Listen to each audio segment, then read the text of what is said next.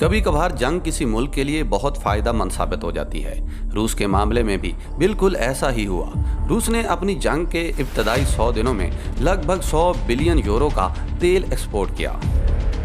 Centre for research on energy and clean air की एक report के मुताबिक फरवरी 2022 में जब रूस ने यूक्रेन पर हमला किया तो इस हमले के इब्तदाई 100 दिनों में रूस को अपनी फॉसिल फ्यूल की एक्सपोर्ट से जो रेवेन्यू हासिल हुआ वो लगभग 93 बिलियन यूरो था।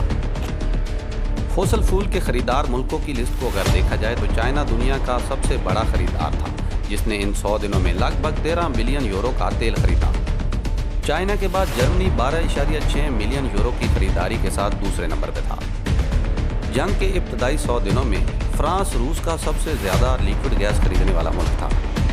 पाइपलाइन के जरिए रूस की गैस की खरीदारी पर जर्मनी पहले नंबर पर था, जबकि चाइना ऑयल की खरीदारी में पहले नंबर पर था। की खरीदारी में पहला नंबर जापान का था। इंटरेस्टिंग बात यह है कि जंग के बाद रूस की तेल की एक्सपोर्ट पहले से 15% कम हुई है, लेकिन पूरी दुनिया में तेल की प्राइसेस बढ़ने की वजह से रूस के रेवेन्यू में बेपनाह इजाफा हुआ है।